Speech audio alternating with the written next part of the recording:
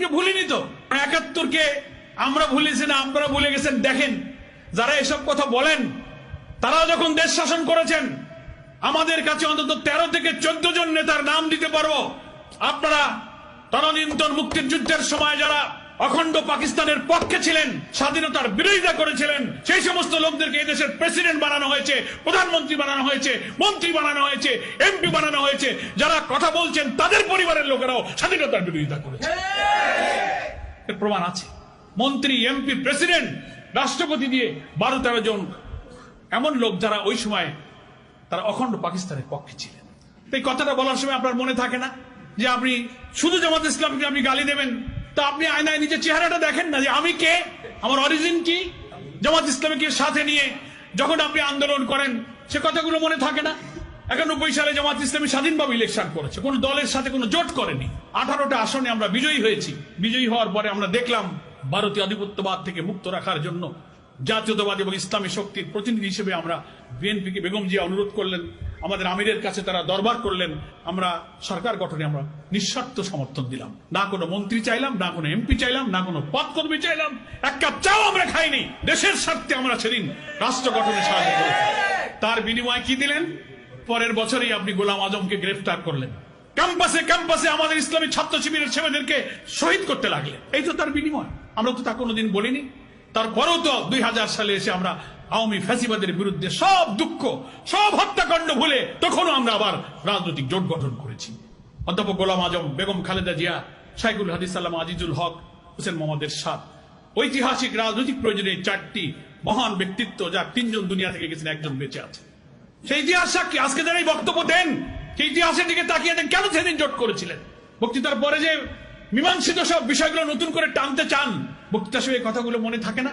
রফিকুল ইসলাম খান ভাই বলেছেন 71-এর স্বাধীনতার ইস্যুটা কিন্তু, যাকে বাংলাদেশের স্বাধীনতার স্থপতি আপনারা বলেন, সেই শেখ মুজিবুর রহমানের জীবদ্দশায় কিন্তু 71-এর বিষয়টা তিনি মীমাংসা করে গেছেন। ইট ওয়াজ ডিসাইডেড ম্যাটার। এটা একটা মীমাংসিত বিষয়। সিমলা চুক্তি, ত্রিদেশীয় চুক্তি, তখন ভারতের পররাষ্ট্রমন্ত্রী ছিলেন শরণ সিং, পাকিস্তানের পররাষ্ট্রমন্ত্রী ছিলেন আব্দুল আজিজ, বাংলাদেশের পররাষ্ট্রমন্ত্রী ছিলেন ডক্টর কামাল হোসেন।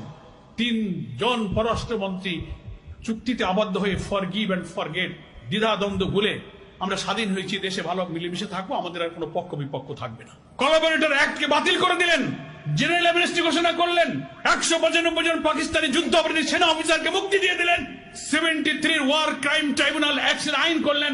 যারা সেনাবাহিনীর যোদ্ধা করেছে, যুদ্ধর সাথে যারা জড়িত, তারাই ছিল সেদিনকার যুদ্ধ অপরাধী। কিন্তু যারা যুদ্ধ করেনি, যারা কোনো বাহিনীর সদস্য ছিল না, বেসামরিক রাজনৈতিক নেতা মাওলানা নিজামী, মুজাহিদ, কামরুজ্জামান, কাদের মোল্লা, মীর কাসেমকে যুদ্ধ অপরাধী বানালেন, যারা সেদিন কোনো বাহিনীর সদস্য ছিল না, যারা কোনোদিন যুদ্ধ করেনি, শুধুমাত্র পলিটিক্যাল ব্যাড ইন্টেনশনে যুদ্ধ অপরাধীর তালিকা সংশোধন করে, আইন সংশোধন করে, ল অফ এভিডেন্স সংশোধন করে তাদেরকে তালিকা এনে আপনি তাদেরকে ফাঁসি দিয়ে হত্যা করলেন। এটা ছিল রাজনৈতিক উদ্দেশ্যে একটা জুডিশিয়াল কিলিং আপনাকে করেছে। আমি এগুলো আজকে বলতাম না। দুঃখ পাই 54-55 বছর পরে শেখ মুজিবুর রহমান কর্তৃক মীমাংসিত ব্যাপারের পরে আজকে আবার নতুন করে আপনি জাতিকে বিভক্ত করার জন্য, ভাই আমাদের অনেক পরে মালয়েশিয়া, সিঙ্গাপুরের মতো দেশেরা স্বাধীন হয়েছে। সবসময় রাজনৈতিক প্রশ্নে অনেক বিভক্ত থাকতে পারে, পক্ষে বিপক্ষে। স্বাধীনতার পরে সবাই কিন্তু একসাথে মিলেমিশে দেশ গড়ে। কিন্তু আমরা 54 বছর পরেও শুধুমাত্র দলীয় হিরো স্বার্থে আমরা মীমাংসিত বিষয়গুলোকে টেনে এনে ক্ষত সৃষ্টি করে জাতির মধ্যে বিভক্তি এবং অনৈক্য তৈরি করার চেষ্টা করছি। এই জাতিকে গড়া যাবে না। এই জন্য আমরা বলি, জুলাইয়ের গণ অভ্যুত্থানে যে জাতীয় ঐক্যের ইস্পাত কঠিন নমুনা আমরা দুনিয়াকে দেখিয়েছি, আসুন সেই জাতীয় ঐক্যের ভিত্তিতে আমরা এই দেশটা আর একবার গড়ার জন্য পরিশ্রম করি, প্রচেষ্টা চালাই। ফ্যাসিবাদ বিরোধী সংগ্রামের সকল রাজনৈতিক দলের কাছে আমার আকুল আবেদন থাকবে, আসুন নিজেদের এই বিভেদ বিতর্ক টানার দরকার নাই। আপনি যখন দাঁড়িয়ে এই পুরানো ইস্যু নিয়ে কথা বলবেন জামাত ইসলামের বিরুদ্ধে, আয়নায় দাঁড়িয়ে আপনি আপনার রাজনৈতিক ইতিহাসটা একটু দেখবেন। আপনার মুরব্বীরা কি বলে গেছেন? তারা জোট করার সময়, রাজনীতির সময়, ভোটের সময়, সরকার গঠনের সাহায্যের সময়, রাষ্ট্রপতি নির্বাচনের সময়, আন্দোলনে একসাথে হাতে হাত ধরে গুলির মুখে জীবন দিয়ে যখন লড়াই করেছেন, তখন এইসব পুরনো কথা মনে ছিল না। এই কথাগুলো আয়নায় দাঁড়িয়ে একটু ভাববেন। আমরা সব রাজনীতিরা বক্তৃতা করার সময় একটা নীতিগত কথা বলে থাকি, ব্যক্তির চেয়ে দল বড়, দলের চেয়ে দেশ বড়, বলি না?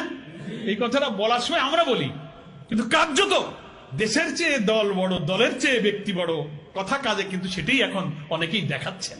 একথা কেন বলেন?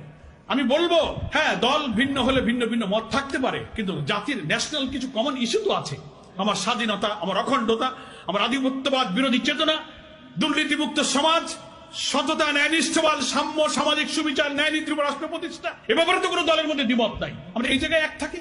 চট করে কিছুদিন পর, যতদিন, ওই যে আমি আবার বলেছি, যতদিন আমি আপনার সঙ্গে থাকি তখন আমি আপনার সঙ্গী, যেই থাকি না সেই জঙ্গি। এই স্লোগানটা ভুলে যান। এখন আর এই 54 বছর পরে এই নতুন নিউ জেনারেশন আপনার এই ভাঙা রেকর্ড বাজালে এই গান আর এই জাতি শোনে না। এটা মানুষ আর খায় না। ওরাই তো দেখেছে 91, ওরা 2001 দেখেছে, ওরা দেখেছে। এগুলো পুরনো গান আর মানুষ শুনতে চায় না। ওই গাজী কালু, চম্পাবতী, সিরাজউদ্দৌলার গানের রেকর্ড শুনতাম ছোটবেলায়। এখন ওই গান বাজালে কি নতুন প্রজন্ম শোনে? এখন নতুন গান বাজান, ওই পুরনো গান আর এই জাতি শুনতে চায় না। এ কথাগুলো বলতে আমার দুঃখ লাগছে। কোন ইস্যু যেন উস্কে না দিই, এটা আমাদের খেয়াল রাখতে হবে। যিনি বক্তৃতা করবেন তিনি তার প্রিভিয়াসটা নিয়ে ভাববেন। আমি, আমার পরিবার, কাদের সাথে আমার বন্ধুত্ব, কাদের সাথে রাজনীতি করেছি, তখন কি ব্যাখ্যা দিয়েছি, এখন আবার আরেকটা কি ব্যাখ্যা দিই। এগুলো তো সব আওয়ামী চরিত্র। আওয়ামী লীগের লোকেরা এইসব ইস্যু টেনে এনে আলেম ওলামা, হাজার হাজার লোককে কারাগারে ঢুকিয়েছে। আলেম ওলামা, পীর, মাশায়েখ সমস্ত ব্যক্তিদেরকে ফাঁসি দিয়েছে, জঙ্গি বলেছে, মুক্তিযুদ্ধের ইস্যু টেনে এনেছে। যখনই ভারতীয় আধিপত্যবাদী আগ্রাসের বিরুদ্ধে আমরা কথা বলি, বলে এরা জঙ্গিবাদ। সেজন্যই তো এই যে তুলসী গ্যাবার্ড, মার্কিন যুক্তরাষ্ট্রের যিনি ইন্টেলিজেন্সের চিফ, ইন্ডিয়া এসে কথা বললেন আর ভারতীয় গণমাধ্যম ফলো করলো। সংখ্যালঘুরা তাদের ভাষায় নিরাপদ নয়, একটা ট্রাম্প কার্ড চালায় দিয়ে দেশকে অস্থির করার চেষ্টা করে।